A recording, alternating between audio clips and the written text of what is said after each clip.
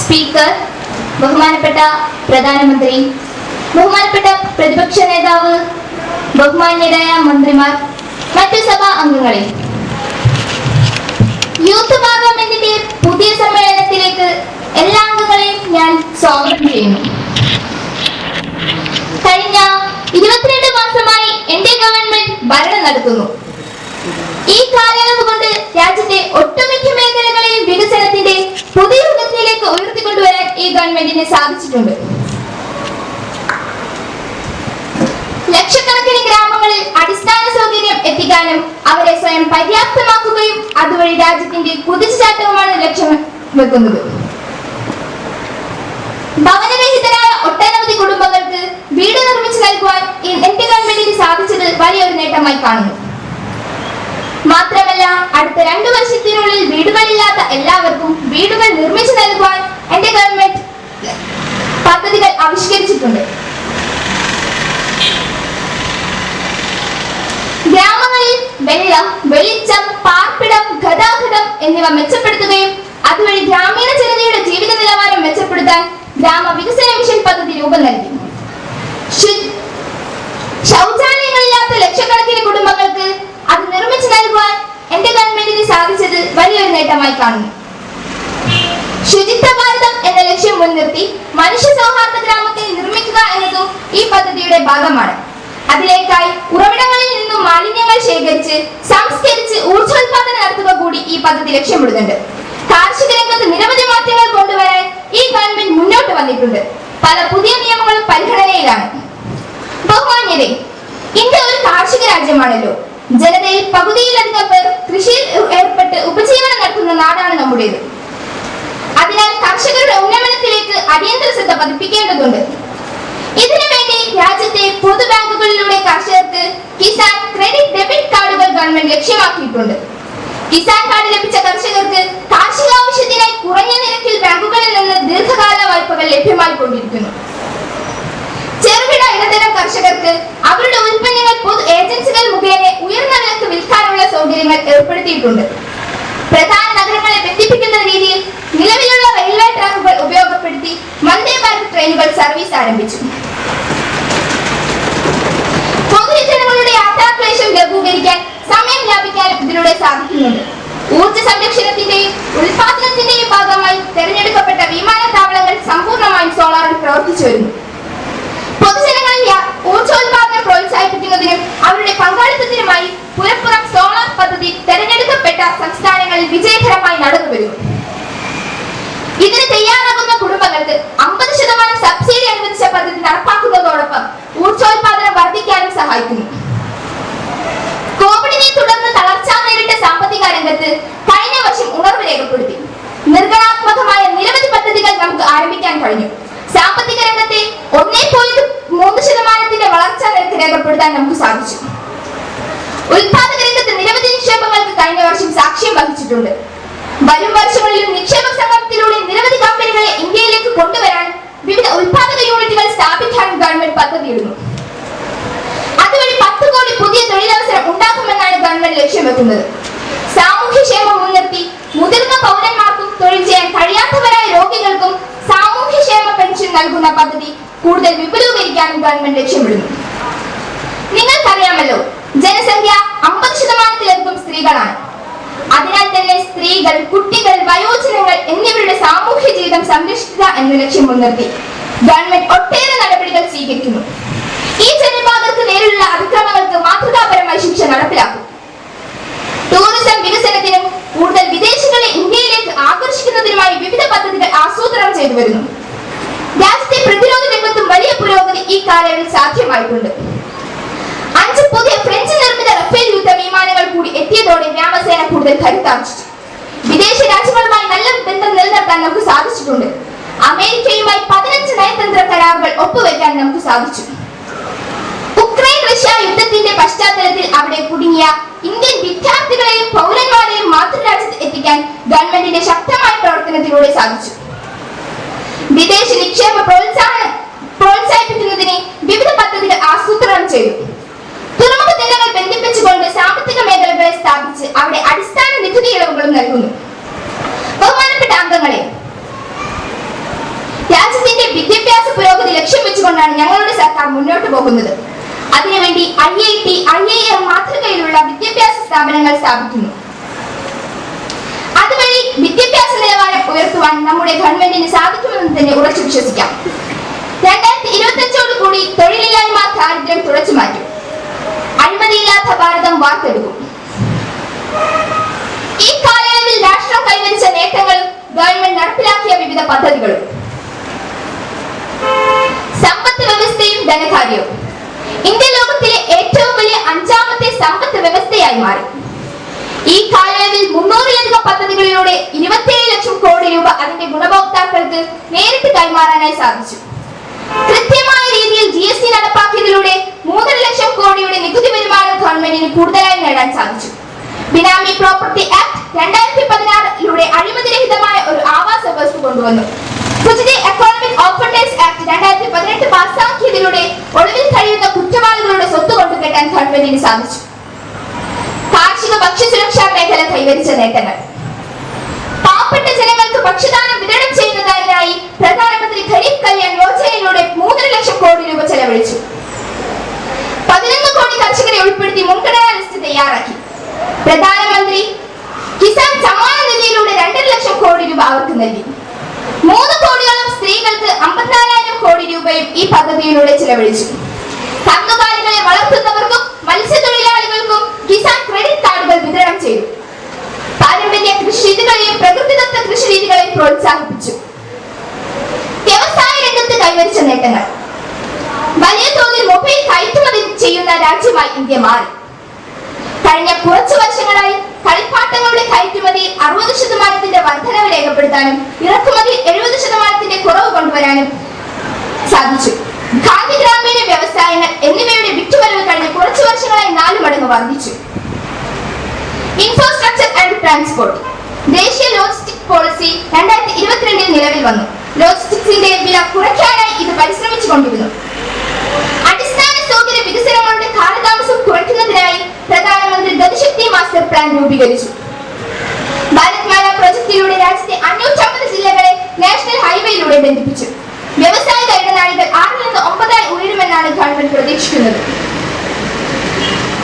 2014 74 airport ഉണ്ടായിരുന്ന നമ്മുടെ രാജ്യത്ത് 2022 147 എയർപോർട്ടുകളായി മാറി. ഉഡാൻ യോജനയുടെ സഹായത്തോടുകൂടി ഇന്ത്യ ലോകത്തിലെ 3ാമത്തെ വലിയ ഏവിയേഷൻ മാർക്കറ്റായി. നഗര ഗ്രാമീണ വികസനം. പ്രധാനമന്ത്രി ആവാസ് യോജനയ്ക്ക് കീഴിലായി കുറച്ചു വർഷത്തിനുള്ളിൽ 3 കോടിയിലധികം കുടുംബങ്ങൾക്കാണ് വീട് വെച്ച് നൽകിയത്.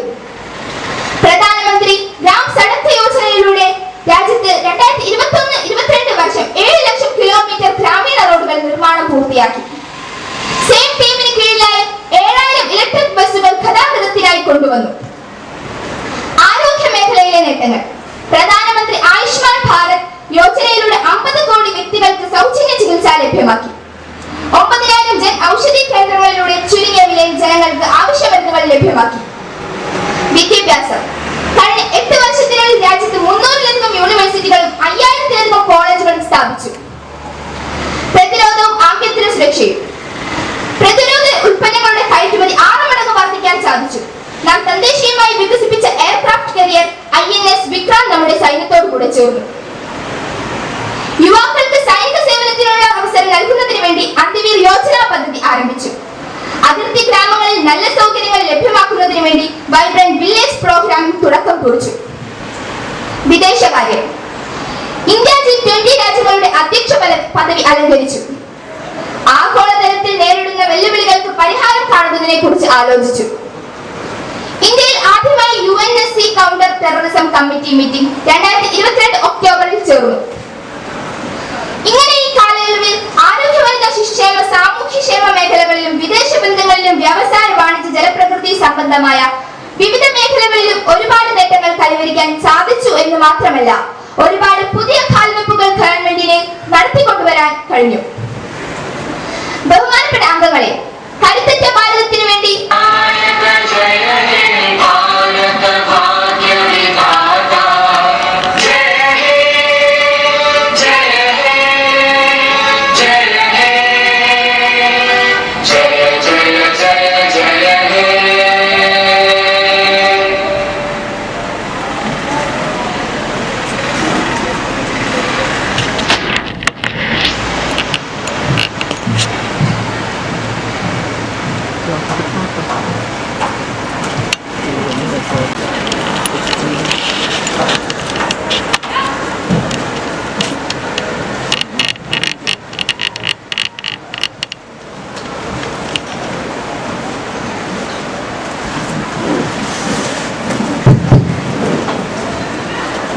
ബഹുമാനപ്പെട്ട പ്രസിഡന്റിന്റെ പ്രസംഗം എല്ലാ അംഗങ്ങൾക്കും മാധ്യമ പ്രവർത്തകർക്കും എത്തിച്ചു നൽകുന്നതാണ്. Secretary general please.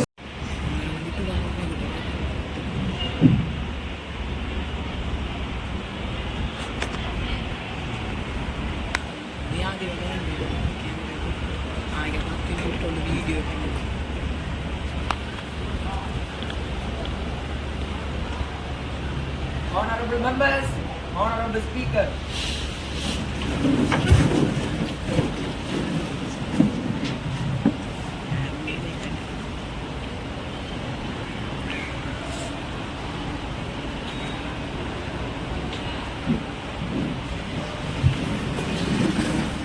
ബഹുമാനപ്പെട്ട അംഗങ്ങളെ, എല്ലാവർക്കും നമസ്കാരം. യൂത്ത് പാർലമെന്റിന്റെ പുതിയൊരു സെഷനിലേക്ക് എല്ലാവരെയും സ്വാഗതം ചെയ്യുന്നു. വളരെ ഫലപ്രദമായ ഒരു സെഷൻ ആയിരിക്കും ഇത് എന്ന് ഞാൻ വിശ്വസിക്കുന്നു.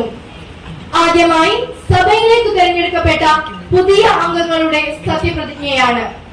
Secretary general please. Yes madam. കേരളത്തിലെ ചാലക്കുടി മണ്ഡലത്തിൽ നിന്നും തെരഞ്ഞെടുക്കപ്പെട്ട നിയ ഇപ്പോൾ സത്യപ്രതിജ്ഞ ചെയ്യുന്നു.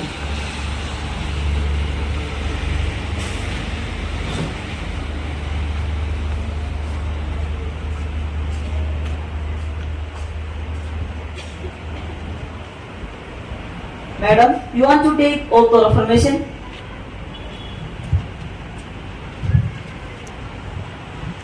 I. നിയ എന്ന ഞാൻ നിയമവഴി സ്ഥാപിതമായ ഭാരതത്തിന്റെ ഭരണഘടനയോട് നിർവ്യാജമായ വിശ്വസ്തതയും കൂറും പുലർത്തുമെന്നും ഭാരതത്തിന്റെ പരമാധികാരവും അഖണ്ഡതയും നിലനിർത്തുമെന്നും ഞാൻ ഏറ്റെടുക്കാൻ പോകുന്ന കർത്തവ്യം വിശ്വസ്തയോടുകൂടി നിർവഹിക്കുമെന്നും ദൈവനാമത്തിൽ ഞാൻ പ്രതിജ്ഞ ചെയ്യുന്നു.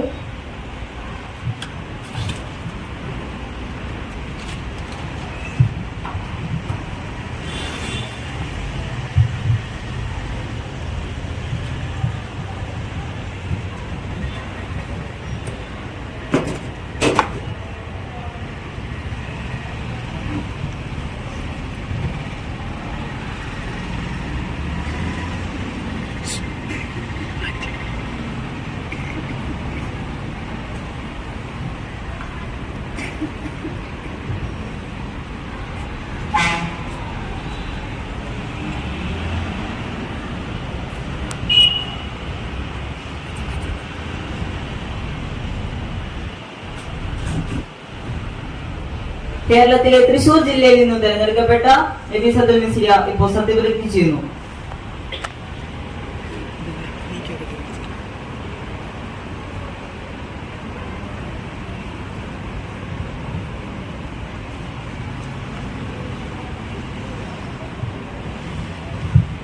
Madam, you want to take oath of affirmation?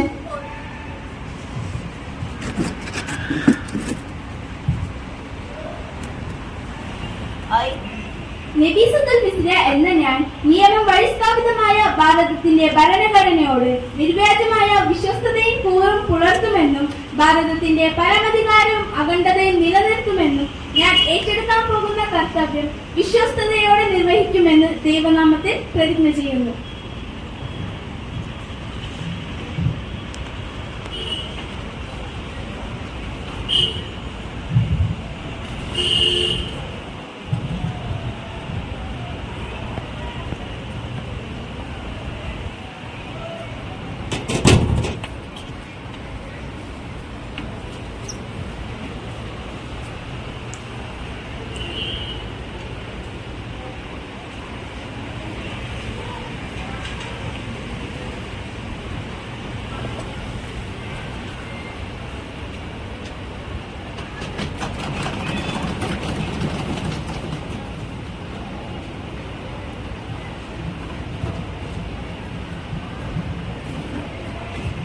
കേരളത്തിലെ കോട്ടയം മണ്ഡലത്തിൽ നിന്ന് തിരഞ്ഞെടുക്കപ്പെട്ട ചാക്കോ ആൽവിൻ ഇപ്പോൾ സത്യപ്രതിജ്ഞ ചെയ്യുന്നു.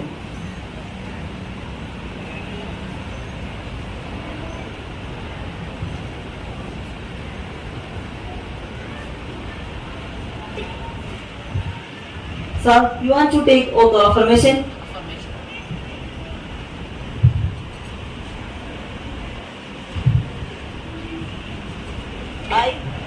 ചാക്കോ ആൽവിൻ എന്ന ഞാൻ നിയമം വഴി സ്ഥാപിതമായ ഭാരതത്തിന്റെ ഭരണഘടനയോട് നിർവാജ്യമായ വിശ്വസ്തതയും കൂറും പുലർത്തുമെന്നും ഭാരതത്തിന്റെ പരമാധികാരവും അഖണ്ഡതയും നിലനിർത്തുമെന്നും ഞാൻ ഏറ്റെടുക്കാൻ പോകുന്ന കർത്തവ്യം വിശ്വസ്തയോടെ നിർവഹിക്കുമെന്നും ഞാൻ ദൃഢപ്രതിജ്ഞ ചെയ്യുന്നു.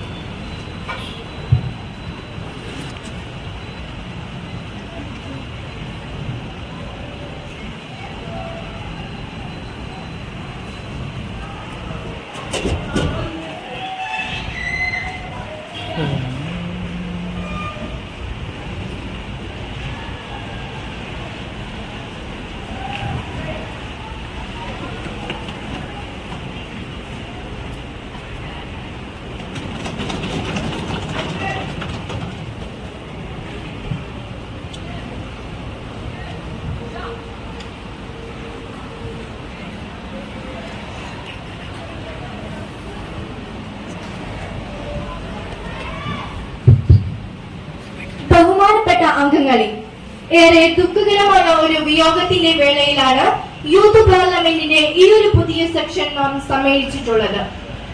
ഇന്ത്യയുടെ മുൻ പ്രസിഡന്റും ശാസ്ത്രജ്ഞനും ഇന്ത്യൻ മിസൈലിന്റെ ശില്പിയുമായ ഡോക്ടർ APJ അബ്ദുൽ കലാം നമ്മോട് വിട്ടുപിരിഞ്ഞിരിക്കുന്നു. ശാസ്ത്ര സാങ്കേതിക രംഗത്ത് അദ്ദേഹത്തിന്റെ സംഭാവനകൾ വിലമതിക്കാനാവാത്തതാണ്. അദ്ദേഹത്തിന്റെ വിട്ടുപിരിയൽ രാജ്യത്തിന് തീരാ നഷ്ടം തന്നെയാണ്. അദ്ദേഹം വെറുമൊരു സാങ്കേതിക വിദഗ്ധൻ മാത്രമായിരുന്നില്ല, രാഷ്ട്രത്തിന്റെ ഭാവിയെ കുറിച്ചുള്ള വ്യക്തമായ കാഴ്ചപ്പാടുള്ള രാഷ്ട്ര തന്ത്രജ്ഞൻ കൂടിയായിരുന്നു. അദ്ദേഹത്തിന്റെ വിയോഗത്തിൽ ഞാൻ ദുഃഖം രേഖപ്പെടുത്തുന്നു.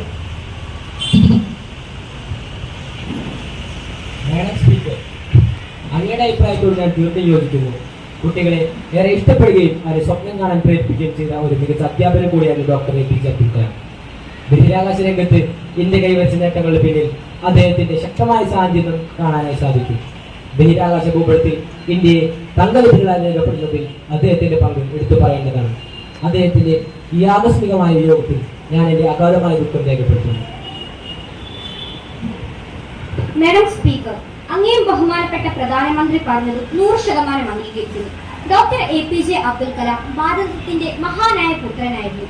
വളരെ എളിയ ചുറ്റുപാടിൽ നിന്ന് വെല്ലുവിളികളെ തരണം ചെയ്ത് ഉയർന്നു വന്ന മികച്ച ശാസ്ത്രജ്ഞനാവാനും ഭാരതത്തിന്റെ പ്രഥമ പൗരനായി മാറാനും അദ്ദേഹത്തിന് സാധിച്ചു. അന്നേരം സ്വപ്നം കാണാൻ പറയുക മാത്രമല്ല, അത് എങ്ങനെ യാഥാർത്ഥ്യമാക്കാമെന്ന് സ്വന്തം ജീവിതത്തിലൂടെ ലോകത്തിന് കാണിച്ചു കൊടുക്കുകയും ചെയ്തു. അദ്ദേഹത്തിന്റെ വിയോഗത്തിൽ അഗാധമായ ദുഃഖം രേഖപ്പെടുത്തി. അദ്ദേഹത്തിന്റെ വിയോഗത്തിൽ സഭ 2 മിനിറ്റ് മൗനം ആചരിക്കുന്നു.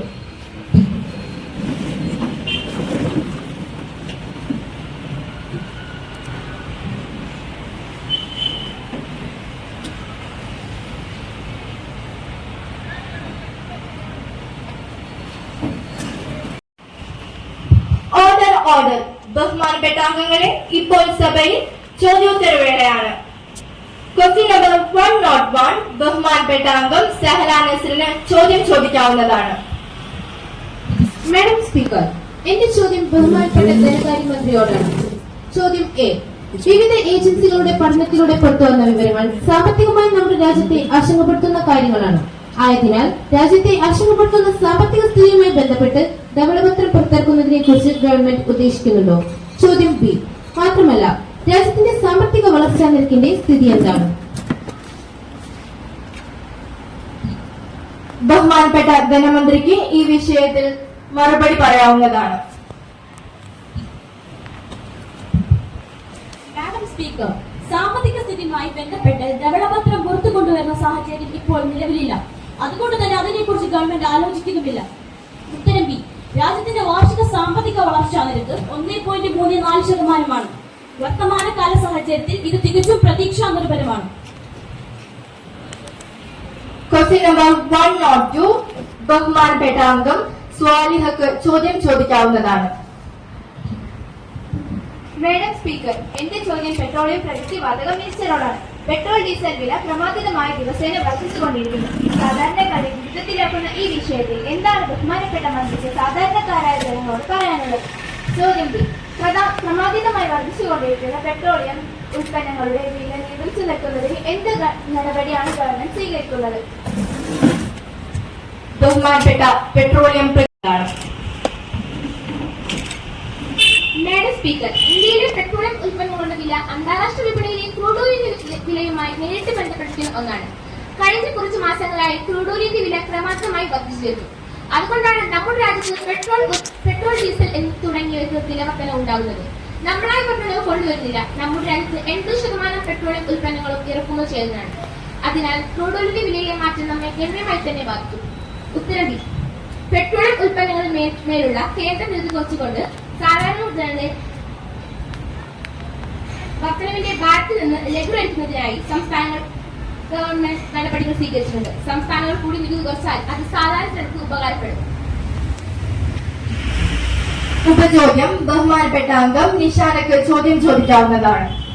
മാഡം സ്പീക്കർ, ഈ രാജ്യത്തെ സാധാരണക്കാരായ ജനങ്ങളെ ബാധിക്കുന്ന പ്രധാനപ്പെട്ട ഒന്നാണ് പാചകവാതക വിലവർദ്ധന.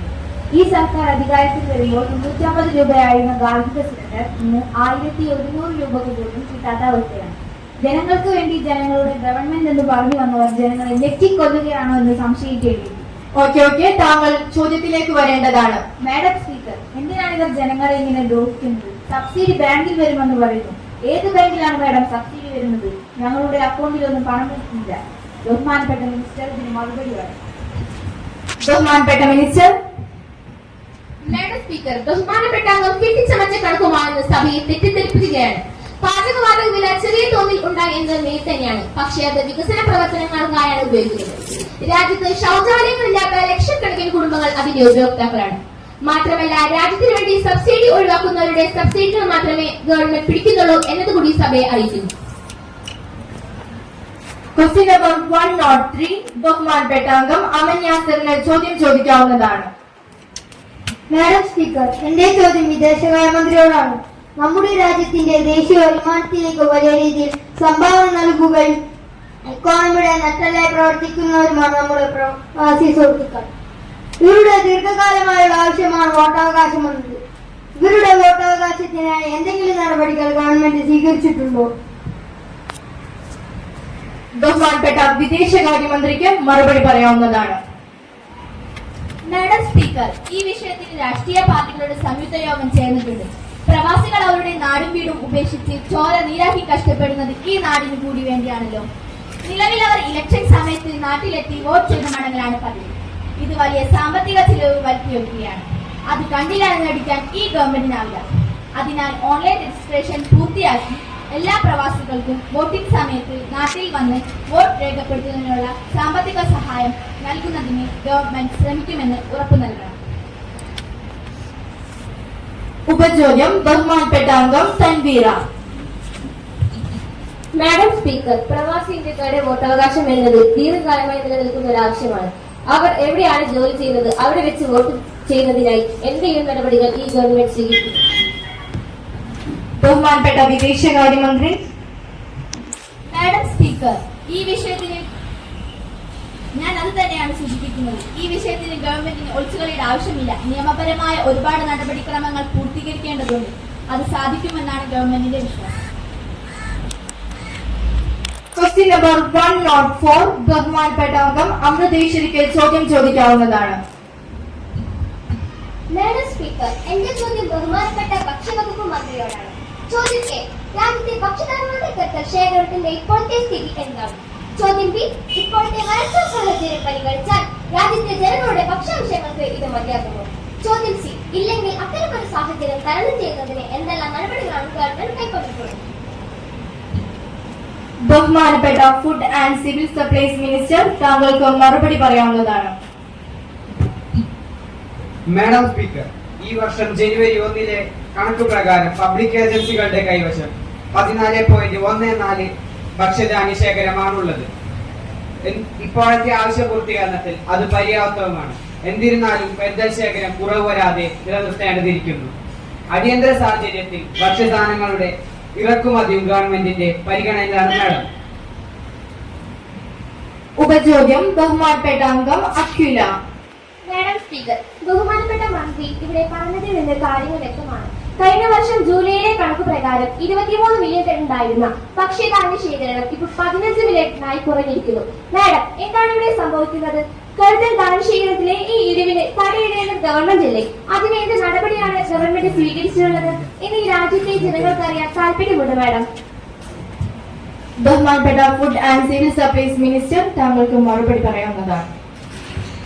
മാഡം സ്പീക്കർ, ഭക്ഷ്യധാന്യ ലഭ്യതയ്ക്കനുസരിച്ച് നമുക്ക് വേണ്ട കരുതൽ ശേഖരം 21.1 മില്യൺ ടണ്ണാണ്. എന്നാൽ നമുക്ക് ഇപ്പോഴുള്ള കരുതൽ ശേഖരം 14.5 മില്യൺ ടൺ.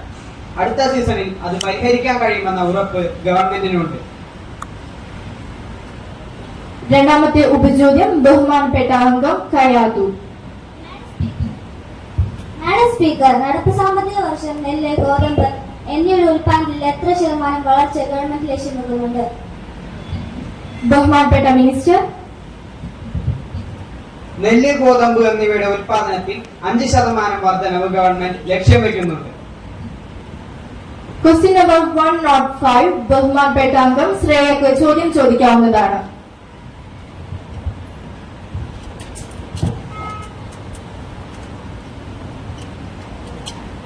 സ്പീക്കർ, എന്റെ ചോദ്യം ബഹുമാനപ്പെട്ട ഹ്യൂമൻ റിസോഴ്സ് ഡെവലപ്മെന്റ് മിനിസ്റ്ററോടാണ്. ചോദ്യം എ, ആദിവാസി മേഖലയിലെ വിദ്യാർത്ഥികളുടെയും പട്ടികജാതി പട്ടികവർഗ വിദ്യാർത്ഥികളുടെയും സ്കൂൾ പ്രവേശനം വർദ്ധിപ്പിക്കുന്നതിനും ഒഴിഞ്ഞുപോക്ക് നിയന്ത്രിക്കുന്നതിനും ഗവൺമെന്റ് പുതിയതായി എന്തെങ്കിലും പദ്ധതികൾ ആവിഷ്കരിക്കുന്നുണ്ടോ?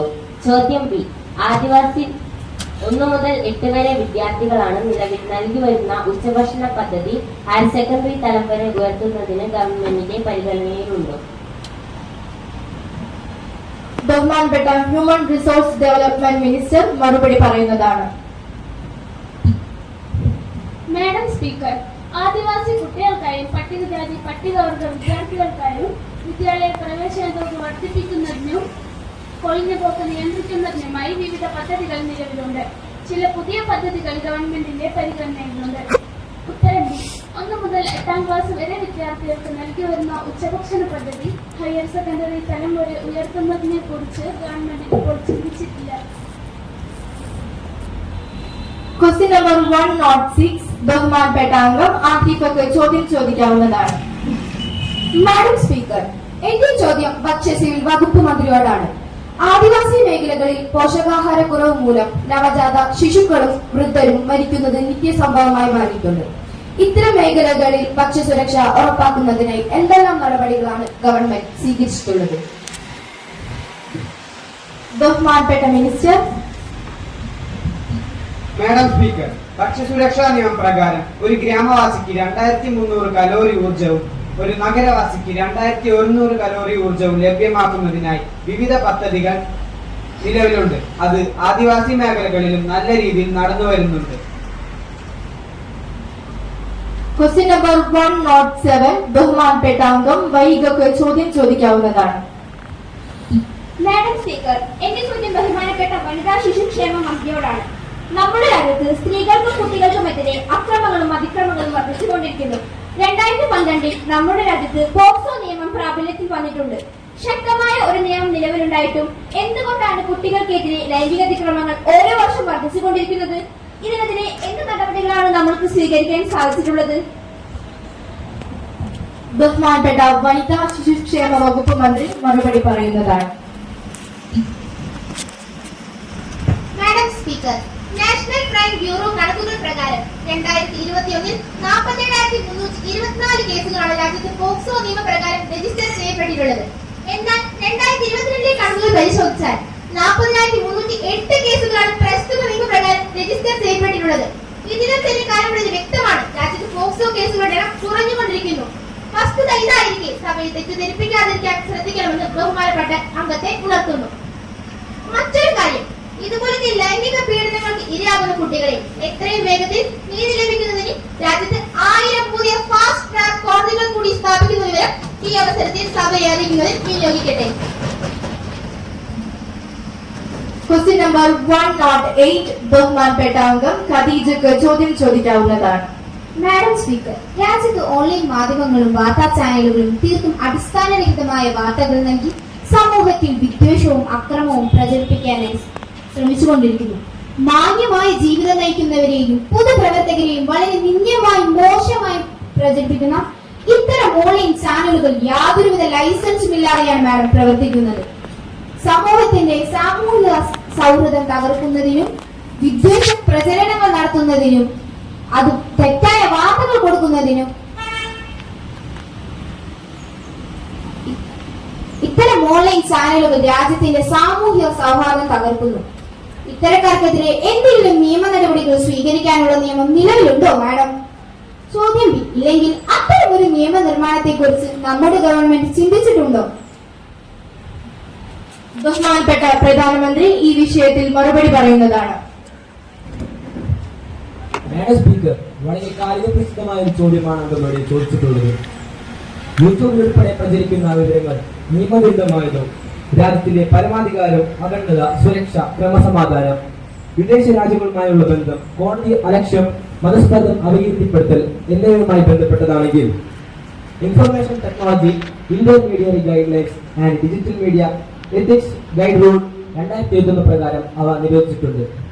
ഇത്തരം വീഡിയോകൾ ബ്ലോക്ക് ചെയ്യുന്നതിനായി സർക്കാർ ഉദ്യോഗസ്ഥരെ നിയോഗിച്ചിട്ടുമുണ്ട്. ചോദ്യം എയുടെ ഉത്തരം, അത്തരം ഒരു നിയമം നിലവിലില്ല. ഉത്തരം ബി, പ്രത്യേക നിയമം ഇല്ലാത്തതുകൊണ്ട് നിയമനിർമ്മാണം ഗവൺമെന്റിന്റെ പരിഗണനയിലാണ്. Order order. ബഹുമാനപ്പെട്ട അംഗങ്ങളെ, ചോദ്യോത്തരവേള അവസാനിച്ചു. സഭ അടുത്ത നടപടിക്രമത്തിലേക്ക് ഹനൂന അടിയന്തര പ്രമേയം അവതരിപ്പിക്കുന്നതിന് നോട്ടീസ് നൽകിയിട്ടുണ്ട്. അത് അവതരിപ്പിക്കാവുന്നതാണ്.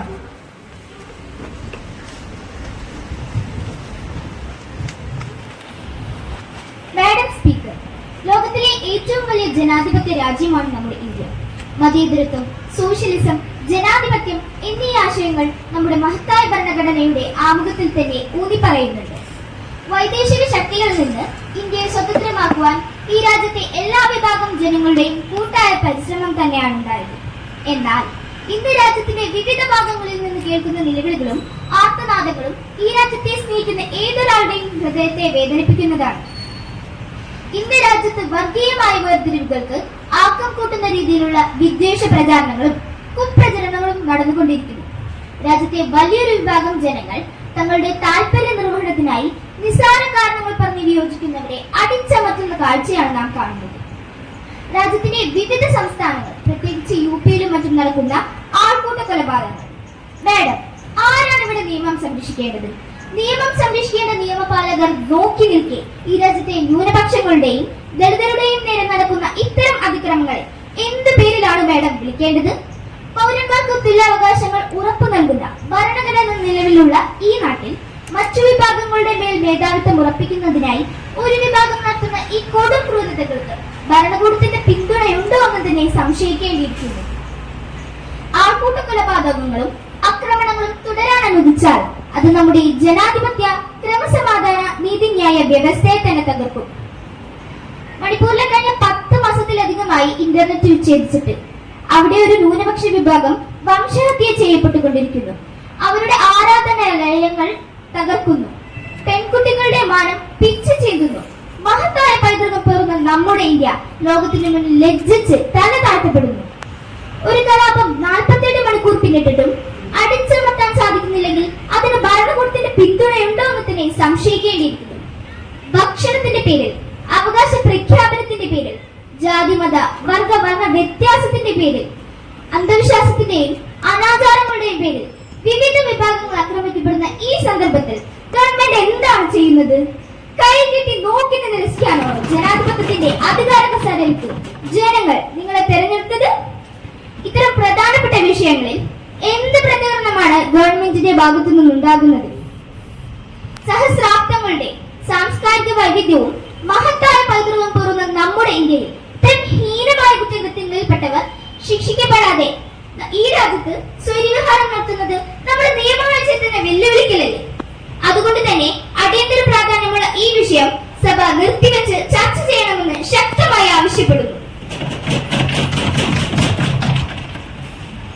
ബഹുമാനപ്പെട്ട പ്രധാനമന്ത്രി ഈ വിഷയത്തിൽ സംസാരിക്കുന്നതാണ്. മാഡം സ്പീക്കർ, ബഹുമാനപ്പെട്ട അംഗം ഇവിടെ ഉന്നയിച്ച വിഷയത്തിൽ ഗവൺമെന്റിനുള്ള ഉത്കണ്ഠ സഭയെ അറിയിക്കുന്നു.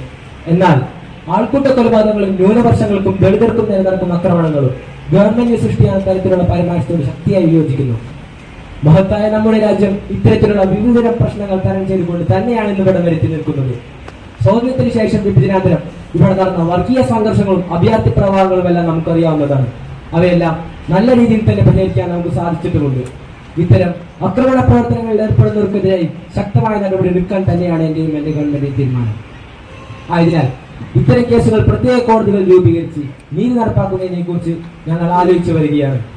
ഈ വിഷയത്തിൽ ഗവൺമെന്റിനുള്ളത് വളരെ വ്യക്തമായ കാഴ്ചപ്പാടും തീരുമാനങ്ങളുമാണ്. ആയതിനാൽ ഈ വിഷയം സഭ നിർത്തിവെച്ച് ചർച്ച ചെയ്യേണ്ടതില്ല എന്നുകൂടി പറഞ്ഞുകൊണ്ട് ഞാൻ നിർത്തുന്നു. ബഹുമാനപ്പെട്ട പ്രധാനമന്ത്രിയുടെ മറുപടിയുടെ വെളിച്ചത്തിൽ അടിയന്തര പ്രമേയത്തിനുള്ള അനുമതി നിഷേധിക്കുന്നു. മാഡം സ്പീക്കർ, ഇത്രയും അടിയന്തര പ്രാധാന്യമുള്ള വിഷയം എത്ര ലാഘവത്തോടെയാണ് മാഡം ഈ ഗവൺമെന്റ് കൈകാര്യം ചെയ്യുന്നത്? ഇത്തരം കലാപങ്ങളിലെ പ്രതികൾ നിയമവ്യവസ്ഥയെ പോലും വെല്ലുവിളിച്ചുകൊണ്ട് നടക്കുന്നത് അങ്ങ് കാണുന്നില്ലേ? ബഹുമാനപ്പെട്ട പ്രധാനമന്ത്രി പറഞ്ഞത് ഇത്തരം കലാപങ്ങളിൽ ഗവൺമെന്റ് ഉറച്ച നിലപാടെടുക്കണമെന്നാണ്. എന്താണ് മാഡം ഈ ഉറച്ച നിലപാട്? ഒരു വിഭാഗം ജനങ്ങളെ ആൾക്കൂട്ടം അകാരണമായി ആക്രമിച്ച് കൊലപ്പെടുത്തുമ്പോൾ അതിലെ പ്രതികളെ പോലും അറസ്റ്റ് ചെയ്യാതെ വെറുതെ വിടുന്നു. തെളിവില്ലെന്ന് പറയുന്നു. പ്രതിപക്ഷമാണോ മാഡം തെളിവുണ്ടാക്കി തരേണ്ടത്? അതോ പുറപ്പെട്ടവരോ? ഈ ഗവൺമെന്റ് അധികാരത്തിൽ എത്തിയതിനു ശേഷമുള്ള വർഗീയ സംഘർഷങ്ങളുടെയും ന്യൂനപക്ഷ ആക്രമണങ്ങളുടെയും ഫലം മനുഷ്യ മനസാക്ഷികളെ മരവിച്ചു പോകും. MLA-മാരും MP-മാരും വരെ പല കേസുകളിലും പ്രതികളാണ്. എന്താണ് മാഡം ഇത് സൂചിപ്പിക്കുന്നത്? എന്തൊരു നാണക്കേടാണിത്? സാംസ്കാരിക പൈതൃകവും പാരമ്പര്യവും പേറുന്ന നാം സഹോദരങ്ങളോട് കാണിക്കുന്ന ഈ മൃഗീയത നമ്മെ സാംസ്കാരിക ഹീനരെന്ന് മുദ്രകുത്താൻ മറ്റുള്ളവരെ പ്രേരിപ്പിക്കുന്നതാണ്. ഈ വിഷയത്തിൽ ഗവൺമെന്റിന് ഉറച്ച നിലപാടില്ല എന്നത് വ്യക്തമാണ്. വർഗീയ സംഘർഷങ്ങൾക്കും ആക്രമണങ്ങൾക്കും പിന്തുണ നൽകുന്ന, അതിന് പ്രേരണ നൽകുന്ന ഗവൺമെന്റിനെ ജനം ചരിത്രത്തിന്റെ കുപ്പത്തൊട്ടിയിൽ നിക്ഷേപിക്കും. ഇത്രയും കാലിക പ്രാധാന്യമുള്ള ഒരു വിഷയം ഈ സഭയിൽ ചർച്ച ചെയ്യാൻ അനുവദിക്കുന്നില്ലെങ്കിൽ പിന്നെ എന്ത് ജനാധിപത്യമാണ് മാഡം ഇവിടെ നിലനിൽക്കുന്നത്? ഇതിൽ പ്രതിഷേധിച്ച് ഞാനും എന്റെ പാർട്ടിയും വാക്കൌട്ട് നടത്തുന്നു.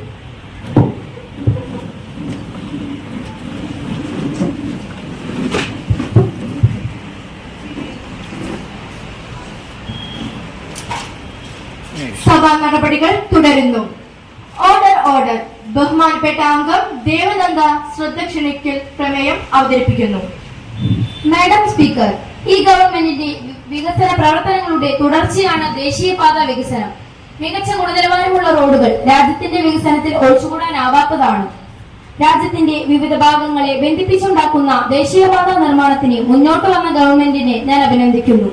റോഡ് നിർമ്മാണവുമായി ബന്ധപ്പെട്ട് പ്രധാന നഗരത്തിൽ ഉൾപ്പെടെ തന്നെ നിലവിലുള്ള റോഡുകൾ പൊളിച്ചുപണിയുന്ന അവസ്ഥയാണുള്ളത്. ഇത് വലിയ രീതിയിലുള്ള യാത്രാക്ലേശം സൃഷ്ടിക്കുന്നു. ട്രാഫിക് ബ്ലോക്ക് കാരണം ജനങ്ങൾ മണിക്കൂറുകളോളം നടു റോഡിൽ തളച്ചിടപ്പെടുന്ന അവസ്ഥയുമുണ്ട്. ആവശ്യ സർവീസിന് പോലും കടന്നു പോകുന്നതിന് പ്രയാസം നേരിടുന്നു. മാത്രമല്ല, ഇതിന് നമുക്ക് എന്ത് പ്രതിവിധിയാണുള്ളത്? ഈ വിഷയത്തിലേക്ക് ഷബിയുടെ ശ്രദ്ധ ഞാൻ തിരിക്കുന്നു. ബഹുമാനപ്പെട്ട road transport and highway minister ഇതിന് മറുപടി പറയുന്നതാണ്. മാഡം സ്പീക്കർ, ബഹുമാനപ്പെട്ട അംഗം ശ്രദ്ധ ക്ഷണിച്ചിരിക്കുന്നത് വളരെ പ്രധാനപ്പെട്ട ഒരു വിഷയത്തിലേക്കാണ്. രാജ്യത്തിന്റെ അടിസ്ഥാന സൗകര്യങ്ങൾ കൂടുതൽ മെച്ചപ്പെടുത്തുന്നതിന്റെയും വികസന പ്രവർത്തനങ്ങൾ ത്വരിതപ്പെടുത്തുന്നതിന്റെയും മർമ്മപ്രധാനമായ ഒരു ഭാഗമാണ് റോഡ് വികസനം എന്നത്. ഈ ഗവൺമെന്റ് അതിന്റെ പ്രതിജ്ഞാബദ്ധവുമാണ്. രാജ്യത്തെ നിലവിലുള്ള ദേശീയപാത വികസന പ്രവർത്തനങ്ങൾ നടക്കുന്നത് പൊതുജനങ്ങൾക്ക് ചെറിയ രീതിയിലുള്ള ബുദ്ധിമുട്ടുകൾ സൃഷ്ടിക്കുന്നുണ്ട് എന്നത് സത്യമാണ്. സാറ്റലൈറ്റ് മാപ്പിംഗിലൂടെ തയ്യാറാക്കിയ ദേശീയപാത വികസന പ്രവർത്തനങ്ങൾ നടക്കുന്നത് സാറ്റലൈറ്റ് മാപ്പിംഗിലൂടെ തയ്യാറാക്കിയ ദേശീയപാത റൂട്ടിൽ ചില നഗരപ്രദേശങ്ങൾ ഉൾപ്പെട്ടിട്ടുണ്ട് എന്ന് നിഷേധിക്കുന്നില്ല.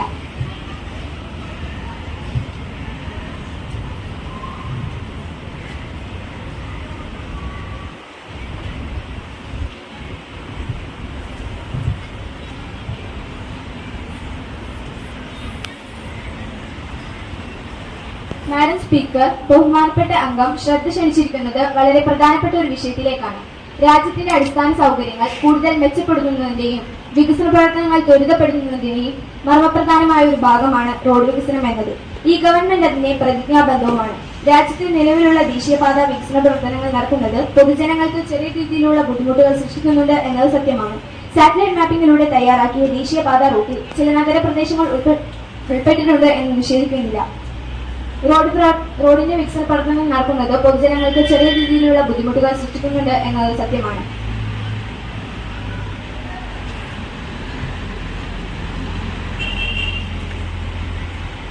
റോഡിന്റെ പ്രവർത്തികൾ പുരോഗമിക്കുമ്പോൾ യാത്രയ്ക്ക് ബദൽ സംവിധാനം ഒരുക്കണമെന്നത് നിർമ്മാണ കമ്പനിയുമായുള്ള കരാറിൽ വളരെ വ്യക്തമായി പറഞ്ഞിട്ടുള്ളതാണ്. അത്തരം കാര്യങ്ങളിൽ എന്തെങ്കിലും വീഴ്ച സംഭവിച്ചിട്ടുണ്ടോ എന്ന് പരിശോധിക്കേണ്ടതും ബദൽ സംവിധാനം ഒരുക്കുന്നതിനുമായുള്ള നടപടികൾ എത്രയും പെട്ടെന്ന് സ്വീകരിക്കും.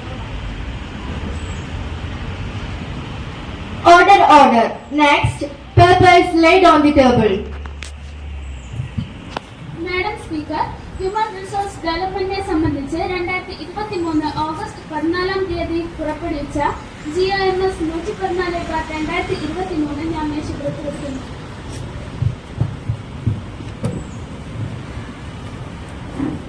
മാഡം സ്പീക്കർ, പെട്രോളിയം വകുപ്പ് സംബന്ധിച്ച് 2023 ഒക്ടോബർ 25 പുറപ്പെടുവിച്ച GOMS നമ്പർ 123/2023 ഞാൻ മേശപ്പുറത്തിരിക്കുന്നു.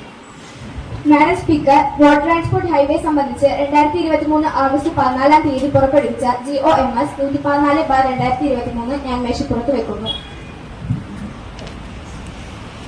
Order, order. ബഹുമാനപ്പെട്ട അംഗങ്ങളെ, സഭ അടുത്ത നടപടിക്രമത്തിലേക്ക് കടക്കുന്നു. അടുത്തതായി presentation of the reports.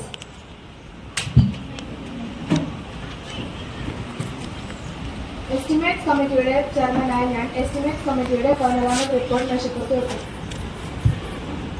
Public records കമ്മിറ്റിയുടെ ചെയർമാനായ ഞാൻ പബ്ലിക് റെക്കോർഡ്സ് കമ്മിറ്റിയുടെ 87ാമത് റിപ്പോർട്ട് മേശപ്പുറത്ത് വെക്കുന്നു. പെറ്റിഷൻ കമ്മിറ്റിയുടെ ചെയർമാനായി ഞാൻ പെറ്റിഷൻ കമ്മിറ്റിയുടെ 15ാമത് റിപ്പോർട്ട് മേശപ്പുറത്ത് വെക്കുന്നു.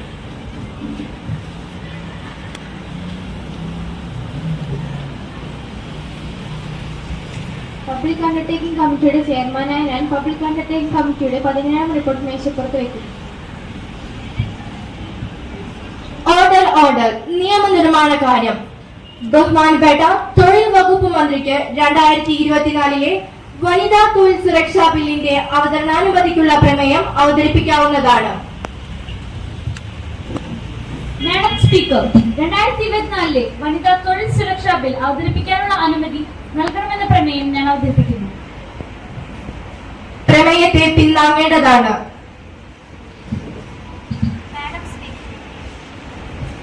മാഡം സ്പീക്കർ, ഞാൻ ഈ പ്രമേയത്തെ പിന്താങ്ങുന്നു. ബഹുമാനപ്പെട്ട അംഗങ്ങളായ മിസ് നിവേദിതയും മിസ് നഹാനയും ഈ ബില്ലിന്റെ അവതരണാനുമതിയെ എതിർത്തുകൊണ്ട് നോട്ടീസ് നൽകിയിട്ടുണ്ട്. മിസ് നിവേദിതയ്ക്ക് തന്റെ തടസ്സവാദങ്ങൾ അവതരിപ്പിക്കാവുന്നതാണ്.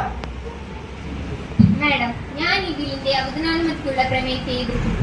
നമ്മുടെ സഭയുടെ നടപടി ചിട്ടം അനുസരിച്ച് ഒരു ബിൽ അവതരിപ്പിക്കുന്നതിന് 2 പൂർണ്ണ ദിവസങ്ങൾക്ക് മുമ്പെങ്കിലും ബില്ലിന്റെ കോപ്പി അംഗങ്ങൾക്ക് നൽകിയിരിക്കണമെന്നുണ്ട്. ബഹുമാനപ്പെട്ട മന്ത്രി ഇപ്പോൾ അവതരണാനുമതി തേടിയിരിക്കുന്ന ഈ ബില്ലിന്റെ കോപ്പി ഇന്നലെ വൈകുന്നേരം മാത്രമാണ് ഞങ്ങൾക്ക് ലഭിച്ചത്. ചട്ടപ്രകാരം 2 പൂർണ്ണ ദിവസങ്ങൾക്ക് മുമ്പ് ബില്ലിന്റെ കോപ്പി നൽകിയിട്ടില്ല എങ്കിൽ ബഹുമാനപ്പെട്ട സ്പീക്കർക്ക് അവതരണാനുമതി നിഷേധിക്കാവുന്നതാണ്. അംഗങ്ങൾക്ക് ബിൽ വായിച്ചു മനസ്സിലാക്കുന്നതിനും ആവശ്യമായ ഭേദഗതി നിർദ്ദേശിക്കുന്നതിനും വേണ്ടത്ര സമയം നൽകാതെ അപ്പം ചുടുന്നത് പോലെ ബിൽ കൊണ്ടുവന്ന് പാസാക്കുന്ന ഗവൺമെന്റിന്റെ ഈ നയത്തെ ശക്തമായി അപലപിക്കേണ്ടതാണ്. നിയമനിർമ്മാണമാണ് സഭയുടെ പരമമായ ജോലി. വേണ്ടത്ര അവധാനതയോടെയാണ് സഭ ഈ മഹത്തായ കാര്യം നിർവഹിക്കേണ്ടത്. അംഗങ്ങൾക്ക് ബിൽ വായിച്ചു മനസ്സിലാക്കുന്നതിനും ആവശ്യമായ ഭേദഗതി നിർദ്ദേശിക്കുന്നതിനും സഹായകരമായ വിധത്തിൽ ഈ ബില്ലിന്റെ അവതരണാനുമതി മറ്റൊരു ദിവസത്തേക്ക് മാറ്റിവെക്കണമെന്ന് ഞാൻ അഭ്യർത്ഥിക്കുന്നു. മിസ് നെഹാലയ്ക്ക് തന്റെ തടസ്സവാദം സംബന്ധിച്ച് സംസാരിക്കാവുന്നതാണ്. മാഡം, ഞാൻ ഈ ബില്ലിന്റെ അവതരണാനുമതിക്കുള്ള പ്രമേയത്തെ ശക്തമായി എതിർക്കുന്നു.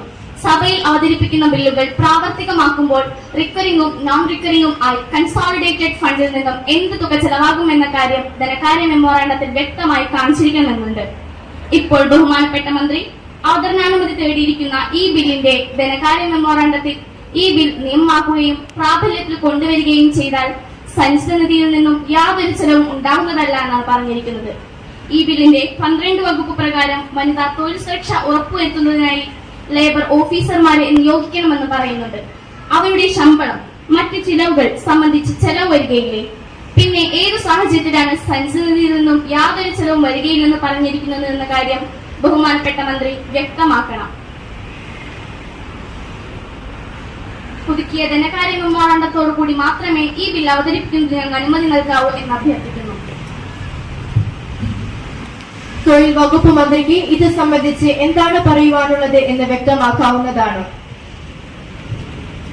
മാഡം സ്പീക്കർ, ബഹുമാനപ്പെട്ട അംഗങ്ങളായ മിസ് നിവേദിതയും മിസ് നഹാനയും കൊണ്ടുവന്ന തടസ്സവാദങ്ങൾ നിലനിൽക്കുന്നതല്ല എന്ന് ആദ്യമേ ചൂണ്ടിക്കാണിക്കട്ടെ.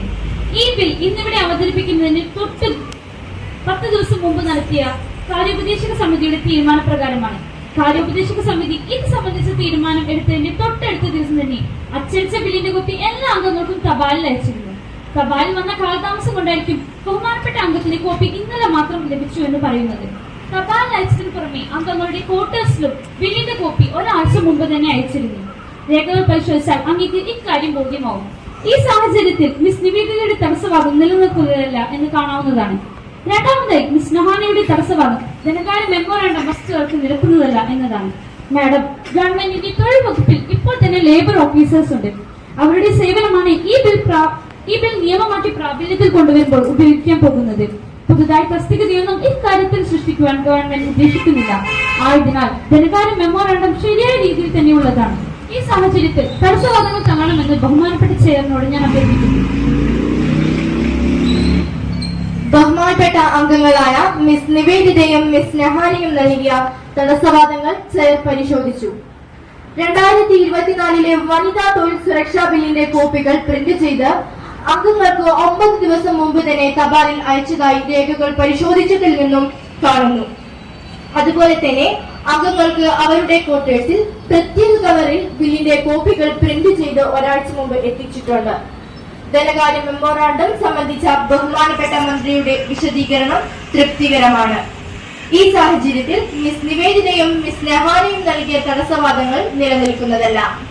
ആയതിനാൽ പ്രസ്തുത തടസ്സവാദങ്ങൾ തള്ളുന്നു. 2024 വനിതാ തൊഴിൽ സുരക്ഷാ ബില്ലിന്റെ അവതരണത്തിന് അനുമതി നൽകാമോ എന്ന പ്രശ്നത്തെ അനുകൂലിക്കുന്നവർ, പ്രതികൂലിക്കുന്നവർ ബില്ലിന് അവതരണാനുമതി നൽകിയിരിക്കുന്നു. തൊഴിൽ വകുപ്പ് മന്ത്രിക്ക് 2024 വനിതാ തൊഴിൽ സുരക്ഷാ ബിൽ അവതരിപ്പിക്കാവുന്നതാണ്. മാഡം സ്പീക്കർ, 2024 വനിതാ തൊഴിൽ സുരക്ഷാ ബിൽ ഞാൻ അവതരിപ്പിക്കുന്നു. ബിൽ അവതരിപ്പിച്ചിരിക്കുന്നു. തൊഴിൽ വകുപ്പ് മന്ത്രിക്ക് 2024 വനിതാ തൊഴിൽ സുരക്ഷാ ബിൽ സംബന്ധിച്ച 1ാം സബ്ജക്ട് കമ്മിറ്റിയുടെ പരിഗണനയ്ക്ക് അയക്കണമെന്ന പ്രമേയം അവതരിപ്പിക്കാവുന്നതാണ്. മാഡം സ്പീക്കർ, 2024 വനിതാ തൊഴിൽ സുരക്ഷാ ബിൽ 1ാം സബ്ജക്ട് കമ്മിറ്റിക്ക് അയക്കേണ്ടെന്ന പ്രമേയം ഞാൻ അവതരിപ്പിക്കുന്നു. പ്രമേയത്തെ പിന്താങ്ങേണ്ടതാണ്. മാഡം സ്പീക്കർ, ഞാൻ ഈ പ്രമേയത്തെ പിന്താങ്ങുന്നു. മന്ത്രിക്ക് സംസാരിക്കാവുന്നതാണ്. മാഡം സ്പീക്കർ, തൊഴിലിടങ്ങളിൽ സ്ത്രീകൾ നേരിടുന്ന അതിക്രമങ്ങൾക്കും വിവേചനങ്ങൾക്കും തടയിടേണ്ടത് ഇന്നിന്റെ ആവശ്യമാണ്. സ്ത്രീയുടെ പേരിൽ മാത്രം പല മേഖലകളിലും തടയപ്പെടുകയും പിന്തള്ളപ്പെടുകയും ചെയ്യുന്നത് അനുവദിക്കാൻ കഴിയില്ല. മാത്രമല്ല, തുല്യ ജോലിക്ക് തുല്യവേതനം എന്നത് വ്യക്തിയുടെ അവകാശം കൂടിയാണ്. രാജ്യത്തെ തൊഴിൽ മേഖലകളിൽ വനിതയ്ക്ക് നേരെ നടക്കുന്ന വിവേചനങ്ങളും അതിക്രമങ്ങളും ഈ ജനാധിപത്യ രാജ്യമായ ഇന്ത്യയെ സംബന്ധിച്ച് നാണക്കേട് സൃഷ്ടിക്കുന്നു. ആയതിനാൽ അവരുടെ സുരക്ഷയും സംരക്ഷണവും ഈ ബിൽ ഉറപ്പുവരുത്തുന്നു. മാഡം. മിസ് നെഹാനിക്ക് ബിൽ സെലക്ട് കമ്മിറ്റിയുടെ പരിഗണനയ്ക്ക് അയക്കണമെന്ന 1-ാം നമ്പർ ഭേദഗതി അവതരിപ്പിച്ച് സംസാരിക്കാവുന്നതാണ്. മാഡം സ്പീക്കർ, 2024 വനിതാ തൊഴിൽ സുരക്ഷയുമായി ബന്ധപ്പെട്ട പ്രധാന നിയമനിർമ്മാണമാണ്. അത് കൂടുതൽ ചർച്ചയും തെളിവെടുപ്പും കഴിഞ്ഞ് പാസ്സാക്കുന്നതാണ് ഉചിതം എന്ന് ഞാൻ കരുതുന്നു. ഒരു സെലക്ട് കമ്മിറ്റിക്ക് അയക്കുകയാണെങ്കിൽ ഇക്കാര്യത്തിൽ കൂടുതൽ വ്യക്തികളിൽ നിന്ന് തെളിവെടുക്കുന്നതിനും നിയമം കുറ്റമറ്റതും ശക്തവും ആക്കാൻ കഴിയും എന്ന് ഞാൻ കരുതുന്നു. ആയതിനാൽ ബിൽ സെലക്ട് കമ്മിറ്റിയുടെ പരിഗണനയ്ക്ക് അയക്കണമെന്ന് ഞാൻ അഭ്യർത്ഥിക്കുന്നു. മിസ് അമേയ്ക്ക് മിസ് നെഹാനിയുടെ ഭേദഗതിയെ അനുകൂലിച്ചുകൊണ്ട് സംസാരിക്കാവുന്നതാണ്. മാഡം, ഞാൻ ഈ ഭേദഗതിയെ അനുകൂലിക്കുന്നു. സെലക്ട് കമ്മിറ്റിയുടെ പരിഗണനയ്ക്ക് അയക്കുകയാണെങ്കിൽ രാജ്യത്തിന്റെ പല ഭാഗത്തു വെച്ച് കമ്മിറ്റി കൂടി ബന്ധപ്പെട്ട വ്യക്തികളിൽ നിന്നും തെളിവെടുത്ത് ഈ നിയമം കുറ്റമറ്റതാക്കാൻ കഴിയും എന്നത് തന്നെയാണ് എന്റെ അഭിപ്രായം. ആയതിനാൽ ഞാൻ ഈ ഭേദഗതിയെ ശക്തമായി അനുകൂലിക്കുന്നു. മിസ് ദീപ സഞ്ജന ബിൽ പൊതുജനാഭിപ്രായം ആരായുന്നതിനായി സർക്കുലേറ്റ് ചെയ്യണമെന്ന 2-ാം നമ്പർ ഭേദഗതി അവതരിപ്പിച്ച് സംസാരിക്കാവുന്നതാണ്. മാഡം സ്പീക്കർ, 2024 വനിതാ തൊഴിൽ സുരക്ഷാ ബിൽ പൊതുജനാഭിപ്രായം ആരായുന്നതിനായി 2024 ഓഗസ്റ്റ് 31 വരെ സർക്കുലേറ്റ് ചെയ്യണമെന്ന ഭേദഗതി ഞാൻ അവതരിപ്പിക്കുന്നു. ഈ ബില്ല് ഭാരതത്തിൽ തൊഴിലെടുക്കുന്ന എല്ലാ സ്ത്രീകളുടെയും മാഗ്ന കാർട്ട ആണെന്ന് ഞാൻ കരുതുന്നു. തൊഴിലിടങ്ങളിൽ സ്ത്രീക്ക് പുരുഷനോടൊപ്പം തന്നെ തുല്യമായ വേതനം ഉറപ്പുവരുത്തുന്നതിനും അവരുടെ തൊഴിൽ സംരക്ഷിക്കുന്നതിനും വേണ്ടിയുള്ളതാണ്. നിസ്സാര കാര്യങ്ങൾക്ക് പോലും സ്ത്രീകൾ ചെയ്യുന്ന തൊഴിലിൽ നിന്നും പുറത്താക്കുന്ന പ്രവണത വർദ്ധിച്ചു വരുന്നതായാണ് കാണുന്നത്. ഒരു ഭാര്യയുടെയും അമ്മയുടെയും കുടുംബിനിയുടെയും റോളിൽ പല ഉത്തരവാദിത്തങ്ങൾ ചെയ്യേണ്ടി വരുന്ന സ്ത്രീകൾക്ക് അവരുടെ തൊഴിൽ സംരക്ഷണം കുടുംബത്തിന്റെ സാമ്പത്തിക ഭദ്രത ഉറപ്പാക്കുന്നതിന് അനിവാര്യമായ ഒരു കാര്യമാണ്. ഈ ബില്ല് അത്തരത്തിലുള്ള ഒരു മഹത്തരമായ കാൽവെപ്പാണ്. ബിൽ പൊതുജനാഭിപ്രായം ആരായുന്നതിനായി സർക്കുലേറ്റ് ചെയ്താൽ കൂടുതൽ വിഭാഗം ജനങ്ങൾക്ക് ഇത് പ്രയോജനപ്രദമാക്കുന്ന വിധത്തിൽ ആക്കുന്നതിന് കഴിയും. അതുകൊണ്ട് ബിൽ 31/8/2024 വരെ പൊതുജനാഭിപ്രായം ആരായുന്നതിനായി സർക്കുലേറ്റ് ചെയ്യണമെന്നും ഈ ഭേദഗതി അംഗീകരിക്കണമെന്നും ഞാൻ അഭ്യർത്ഥിക്കുന്നു. മിസ് ഹഫ്സാനിക്ക് മിസ് ദീപ സഞ്ജനയുടെ ഭേദഗതിയെ അനുകൂലിച്ചുകൊണ്ട് സംസാരിക്കാവുന്നതാണ്. Madam speaker, Miss Deepa Sanjana അവതരിപ്പിച്ച ഭേദഗതിയെ ഞാൻ അനുകൂലിക്കുന്നു. ഭാരതത്തിലെ തൊഴിലെടുക്കുന്ന സ്ത്രീകളെ സംബന്ധിച്ച് ഇത് വളരെ പ്രധാനപ്പെട്ട ഒന്നാണ്.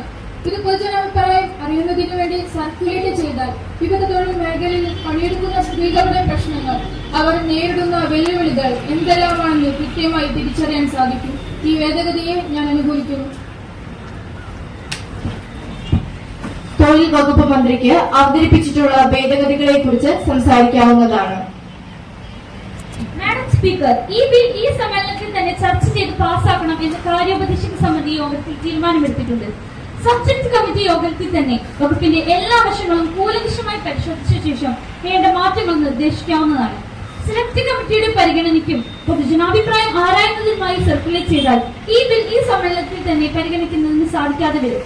ആയതിനാൽ ബിൽ സർക്കുലേറ്റ് ചെയ്യണമെന്ന ഭേദഗതിയും സെലക്ട് കമ്മിറ്റിക്ക് അയക്കണമെന്ന ഭേദഗതിയും സ്വീകരിക്കാൻ കഴിയില്ല. മിസ് നെഹാന അങ്ങയുടെ 1-ാം നമ്പർ ഭേദഗതി പ്രസ് ചെയ്യുന്നുണ്ടോ? പ്രസ് ചെയ്യുന്നുണ്ട്. ഭേദഗതി പ്രസ് ചെയ്യുന്നതിനാൽ ഭേദഗതിയെ അനുകൂലിക്കുന്നവർ, പ്രതികൂലിക്കുന്നവർ, ഭേദഗതി സഭ തള്ളിയിരിക്കുന്നു.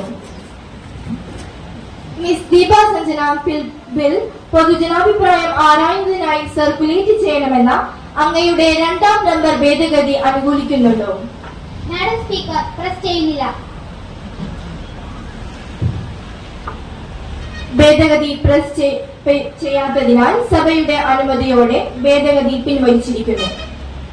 ഇനി 2024 വനിതാ തൊഴിൽ സുരക്ഷാ ബിൽ തൊഴിൽ സംബന്ധിച്ച 1-ാം നമ്പർ സബ്ജക്ട് കമ്മിറ്റിയുടെ പരിഗണനയ്ക്ക് അയക്കണമെന്ന പ്രശ്നത്തെ അനുകൂലിക്കുന്നവർ, പ്രതികൂലിക്കുന്നവർ, I think ayes have it, ayes have it, ayes have it. പ്രമേയം സഭ അംഗീകരിച്ചിരിക്കുന്നു. ബിൽ ഒന്നാം സബ്ജക്ട് കമ്മിറ്റിയുടെ പരിഗണനയ്ക്ക് അയക്കുന്നു. ജോയിന്റ് പാർലമെന്ററി കമ്മിറ്റി റിപ്പോർട്ട് ചെയ്ത പ്രകാരമുള്ള 2024 രക്ഷിതാക്കളുടെയും സീനിയർ പൗരന്മാരുടെയും ക്ഷേമവും സംരക്ഷണവും ബിൽ പരിഗണനയ്ക്ക് എടുക്കണമെന്ന പ്രമേയം ബഹുമാനപ്പെട്ട നിയമമന്ത്രിക്ക് അവതരിപ്പിക്കാവുന്നതാണ്. Madam speaker, joint parliamentary committee report ചെയ്ത പ്രകാരമുള്ള 2024 രക്ഷിതാക്കളുടെയും സീനിയർ പൗരന്മാരുടെയും ക്ഷേമവും സംരക്ഷണവും ബിൽ പരിഗണനയ്ക്ക് എടുക്കണമെന്ന പ്രമേയം ഞാൻ അവതരിപ്പിക്കുന്നു. പ്രമേയത്തെ പിന്താങ്ങേണ്ടതാണ്. മാഡം സ്പീക്കർ, ഞാൻ ഈ പ്രമേയത്തെ പിന്താങ്ങുന്നു. ജോയിന്റ് പാർലമെന്ററി കമ്മിറ്റി റിപ്പോർട്ട് ചെയ്ത പ്രകാരമുള്ള 2024 രക്ഷിതാക്കളുടെയും സീനിയർ പൗരന്മാരുടെയും ക്ഷേമവും സംരക്ഷണവും ബിൽ പരിഗണനയ്ക്ക് എടുക്കണമെന്ന പ്രശ്നത്തെ അനുകൂലിക്കുന്നവർ, പ്രതികൂലിക്കുന്നവർ? പ്രമേയം സഭ അംഗീകരിച്ചിരിക്കുന്നു. ബിൽ പരിഗണനയ്ക്ക് അയക്കുന്നു. വകുപ്പ് തിരിച്ചുള്ള പരിഗണന. രണ്ടാം വകുപ്പിന് അംഗങ്ങൾക്ക് ഭേദഗതികൾ അവതരിപ്പിക്കാവുന്നതാണ്. ഭേദഗതി നമ്പർ 10 മിസ് റുക്സാന, ഭേദഗതി നമ്പർ 11 മിസ് സന. മാഡം, രണ്ടാം വകുപ്പ് ഉപവകുപ്പിൽ 60 വയസ്സ് എന്നതിന് പകരം 65 വയസ്സ് എന്നാക്കണമെന്ന ഭേദഗതി ഞാൻ അവതരിപ്പിക്കുന്നു. മാഡം, രണ്ടാം വകുപ്പ് കെ ഉപവകുപ്പിൽ ഭക്ഷണം എന്നത് പോഷക സമ്പന്നമായ ഭക്ഷണമാക്കി മാറ്റണമെന്ന ഭേദഗതി ഞാൻ അവതരിപ്പിക്കുന്നു. ബഹുമാനപ്പെട്ട നിയമമന്ത്രി ഈ ഭേദഗതികൾ അംഗീകരിക്കുന്നുണ്ടോ? മാഡം സ്പീക്കർ, മിസ് റുക്സാനയും സനയും അവതരിപ്പിച്ച ഭേദഗതികൾ അംഗീകരിക്കാൻ നിർവാഹമില്ല. സീനിയർ സിറ്റിസൺ എന്ന ഗണത്തിൽ 60 വയസ്സിന് മുകളിൽ ഉള്ളവരെ കൊണ്ടുവരണം എന്നത് ഗവൺമെന്റിന്റെ ന്യായപരമായ തീരുമാനം തന്നെയാണ്. ഭക്ഷണം എന്നത് പോഷക സമൃദ്ധമായ ഭക്ഷണം എന്നത് മാറ്റുന്നതിനോട് ഞാൻ യോജിക്കുന്നില്ല. ജീവൻ നിലനിർത്തുന്നതിന് ആവശ്യമായ ഭക്ഷണത്തിൽ പോഷക സമൃദ്ധമായ ഭക്ഷണം ഉൾപ്പെടും. മിസ് റുക്സാന, താങ്കളുടെ 10ാം നമ്പർ ഭേദഗതി പ്രസ് ചെയ്യുന്നുണ്ടോ? മാഡം, ഞാൻ പ്രസ് ചെയ്യുന്നില്ല. ഭേദഗതി പ്രസ് ചെയ്യാത്തതിനാൽ സഭയുടെ അനുമതിയോടെ ഭേദഗതി പിൻവലിച്ചിരിക്കുന്നു. മിസ് സന, താങ്കളുടെ 11ാം നമ്പർ ഭേദഗതി പ്രസ് ചെയ്യുന്നുണ്ടോ? മാഡം, ഞാൻ ഭേദഗതി പ്രസ് ചെയ്യും. മിസ് സന അവതരിപ്പിച്ച 11ാം നമ്പർ ഭേദഗതിയെ അനുകൂലിക്കുന്നവർ, പ്രതികൂലിക്കുന്നവർ? ഭേദഗതി സഭ തള്ളിയിരിക്കുന്നു. ഇനി രണ്ടാം വകുപ്പ് ബില്ലിന്റെ ഭാഗമാക്കണോ എന്ന പ്രശ്നത്തെ അനുകൂലിക്കുന്നവർ, പ്രതികൂലിക്കുന്നവർ? രണ്ടാം വകുപ്പ് ബില്ലിന്റെ ഭാഗമായിരിക്കുന്നു. 3-4 വകുപ്പുകൾക്ക് ഭേദഗതിയില്ല. ഇനി 3-4 വകുപ്പുകൾ ബില്ലിന്റെ ഭാഗമാക്കണോ എന്ന പ്രശ്നത്തെ അനുകൂലിക്കുന്നവർ, പ്രതികൂലിക്കുന്നവർ? 3-4 വകുപ്പുകൾ ബില്ലിന്റെ ഭാഗമായിരിക്കുന്നു. 5ാം വകുപ്പിന് മിസ് സമീകൃഷ്ണ നൽകിയിട്ടുള്ള ഭേദഗതി നമ്പർ 12 അവതരിപ്പിക്കാവുന്നതാണ്. മാഡം സ്പീക്കർ, 5 വകുപ്പിന് ഓർഗനൈസേഷൻ എന്നതിന് പകരം അംഗീകൃത ഓർഗനൈസേഷൻ ആക്കണമെന്ന 12ാം നമ്പർ ഭേദഗതി ഞാൻ അവതരിപ്പിക്കുന്നു. ബഹുമാനപ്പെട്ട നിയമമന്ത്രി ഭേദഗതി അംഗീകരിക്കുന്നുണ്ടോ? മാഡം സ്പീക്കർ, ഞാൻ ഈ ഭേദഗതി അംഗീകരിക്കുന്നു. 5 ബി വകുപ്പിന് മിസ് സമീകൃഷ്ണ അവതരിപ്പിച്ച 12ാം നമ്പർ ഭേദഗതി അംഗീകരിക്കാമോ എന്ന പ്രശ്നത്തെ അനുകൂലിക്കുന്നവർ, പ്രതികൂലിക്കുന്നവർ? ഭേദഗതി അംഗീകരിച്ചിരിക്കുന്നു. ഇനി ഭേദഗതി ചെയ്ത പ്രകാരമുള്ള 5ാം വകുപ്പ് ബില്ലിന്റെ ഭാഗമാക്കാമോ എന്ന പ്രശ്നത്തെ അനുകൂലിക്കുന്നവർ, പ്രതികൂലിക്കുന്നവർ? 5ാം വകുപ്പ് ബില്ലിന്റെ ഭാഗമായിരിക്കുന്നു. 6ാം വകുപ്പിന് ഭേദഗതിയില്ല.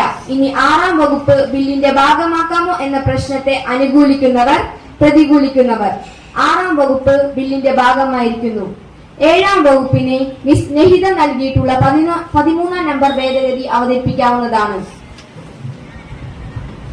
മാഡം സ്പീക്കർ, 7 6 മാസം എന്നതിന് പകരം 4 മാസം എന്ന ഭേദഗതി ഞാൻ അവതരിപ്പിക്കുന്നു. സംസ്ഥാന ഗവൺമെന്റ് പ്രാബല്യത്തിൽ വന്ന് 6 മാസത്തിനകം ട്രിബ്യൂണൽ രൂപീകരണം എന്നാണ് ബില്ലിൽ വിവക്ഷിച്ചിട്ടുള്ളത്. അത് നേരത്തെയാക്കണം. അതിനാലാണ് 4 മാസം എന്ന ഭേദഗതി ഞാൻ അവതരിപ്പിക്കുന്നത്. ഈ ഭേദഗതി ഗവൺമെന്റ് അംഗീകരിക്കുമെന്ന് ഞാൻ പ്രത്യാശിക്കുന്നു. ബഹുമാനപ്പെട്ട നിയമമന്ത്രി മിസ് സ്നേഹിതയുടെ 13ാം നമ്പർ ഭേദഗതി അംഗീകരിക്കുന്നുണ്ടോ?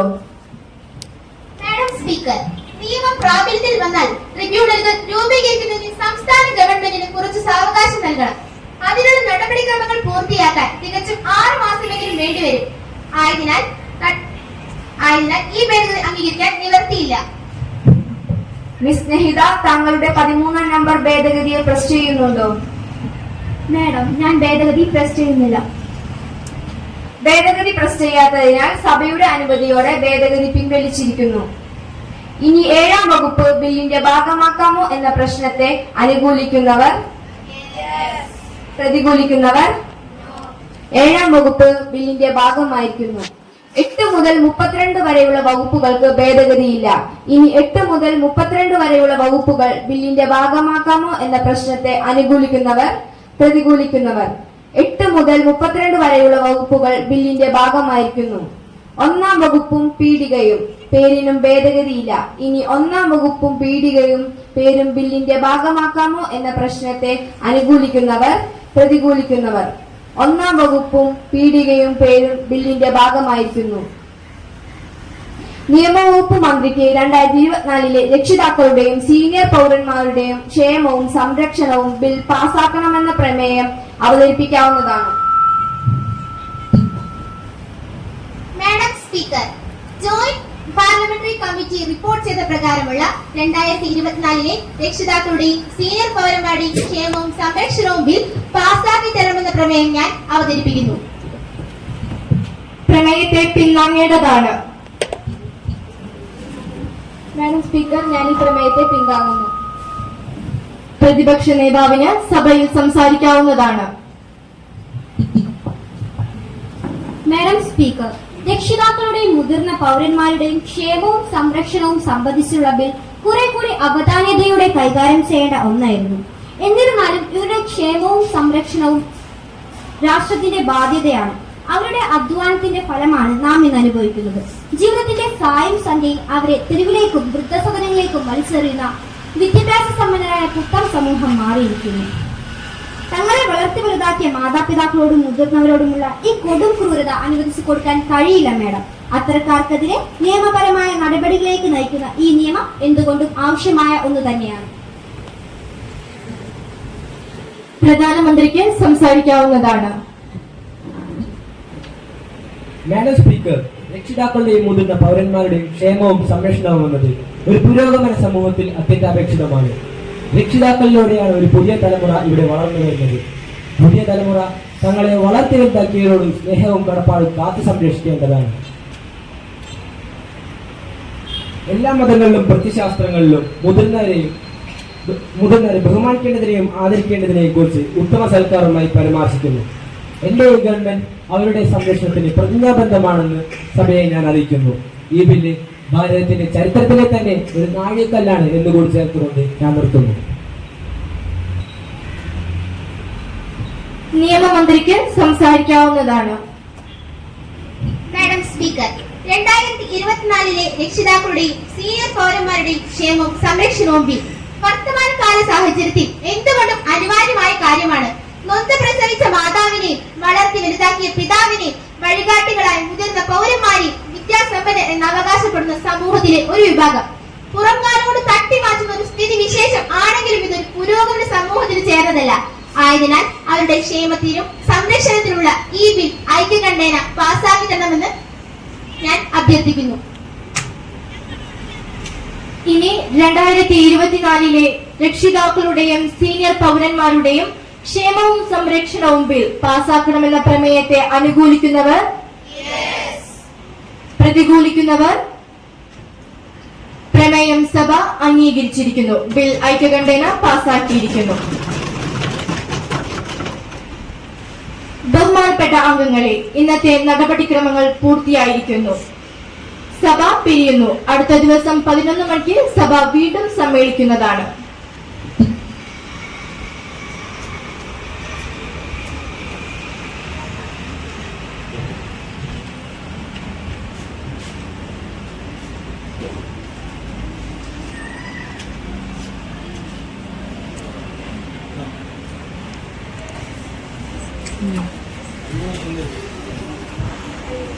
നമ്മുടെ കുട്ടികളുടെ പ്രകടനം എങ്ങനെ ഉണ്ടായിരുന്നു? നിങ്ങൾ നല്ലൊരു ക്ലാപ്പ് കൊടുക്കുക. എന്തായാലും വളരെ കുറച്ചു ദിവസത്തെ പരിശ്രമമാണ് ഇതിന് പിന്നിലുണ്ടായിട്ടുള്ളത്. അപ്പൊ എന്തായാലും വളരെ നല്ല രീതിയിൽ അവരുടെ പെർഫോം ചെയ്തു എന്ന് തന്നെ വിശ്വസിക്കുന്നു. ഇനിയിപ്പോ അതുമായി ബന്ധപ്പെട്ട് നമ്മുടെ ജഡ്ജസ് അതിന്റെ കാര്യങ്ങൾ നമ്മളോട് സംസാരിക്കും. വളരെ സ്നേഹത്തോടെ ബഹുമാനത്തോടെ ഈ വേദിയിലേക്ക് ക്ഷണിക്കുന്നു.